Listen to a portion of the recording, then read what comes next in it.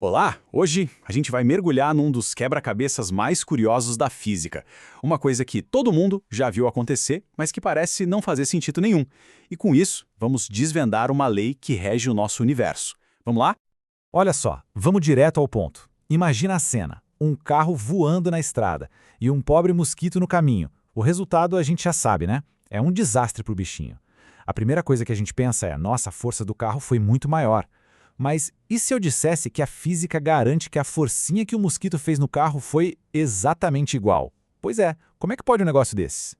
Então, para a gente entender esse aparente paradoxo, a gente precisa olhar para a regra do jogo, a regra que comanda todas, absolutamente todas as interações no universo. A gente está falando, claro, da terceira lei de Newton. Essa aí é a definição clássica. Basicamente, para toda ação existe uma reação. E a parte mais importante é que essas duas forças, a de ação e a de reação, têm o mesmo valor, a mesma direção, só que em sentidos contrários. Não é um talvez, sabe? É uma regra fundamental. Sempre que alguma coisa empurra a outra, essa coisa é empurrada de volta, com a mesmíssima força. E a matemática por trás disso é bem elegante. Olha só, a força que A faz em B é igual a menos a força que B faz em A. O que esse sinal de menos quer dizer? Simplesmente que os sentidos são opostos. É um parzinho perfeito. A intensidade é a mesma, mas um aponta para um lado e o outro para o lado contrário.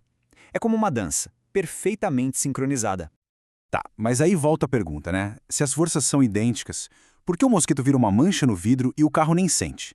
A resposta está num detalhe. Um detalhe minúsculo, mas que muda tudo.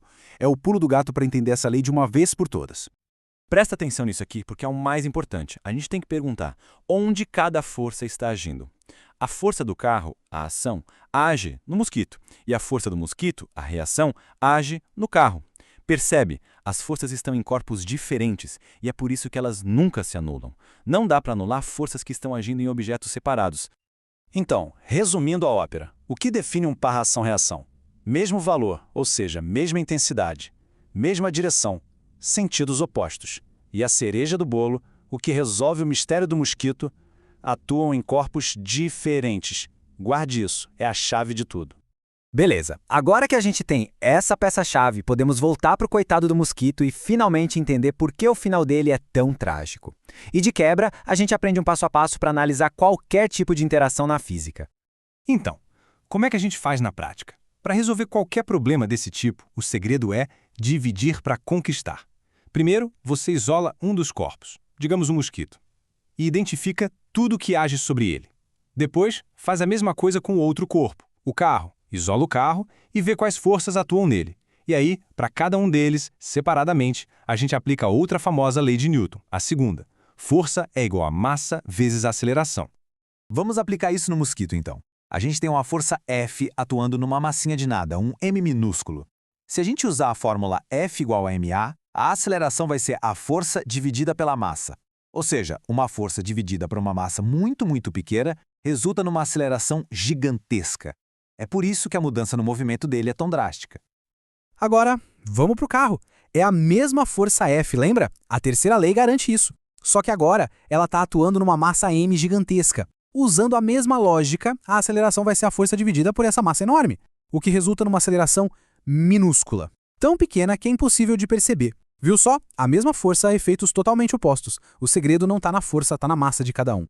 Mas fica uma dúvida, né? Como é que o carro sabe que tem que empurrar de volta com a força exata? A mágica acontece no nível dos átomos. É como se a estrutura do carro fosse feita de bilhões de molinhas minúsculas. Quando o mosquito bate, ele comprime essas molinhas. E o que uma mola comprimida faz? Ela empurra de volta. A reação é uma propriedade fundamental da matéria. E o mais legal é que essa ideia não vale só para a batida de mosquito em carro. É uma lei universal. Tudo no universo funciona em pares. Da força da gravidade que segura uma galáxia inteira, até as forcinhas que mantêm um átomo coeso. Tudo, absolutamente tudo, é uma via de mão dupla. Pensa na maçã do Newton. Todo mundo sabe que a Terra puxa a maçã para baixo. É a gravidade. Mas a terceira lei nos obriga a concluir o seguinte: a maçã também puxa o planeta Terra para cima e com a mesmíssima força. Parece doideira, né? Mas é exatamente isso que acontece. E por que, então, a gente não sai voando toda vez que uma maçã cai?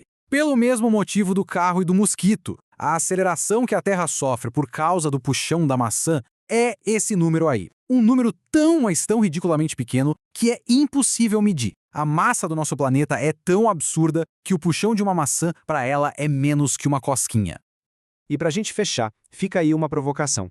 Quando estamos parados, o chão nos empurra para cima com a mesma força que a gente empurra ele para baixo, certo? Ação e reação. Mas, e quando a gente anda? A gente se move para frente. Se o para-ação-reação é só para cima e para baixo, de onde vem a força que nos joga para frente? Fica aí o desafio. A resposta tem a ver com outro par de ação e reação que a gente nem sempre lembra que existe.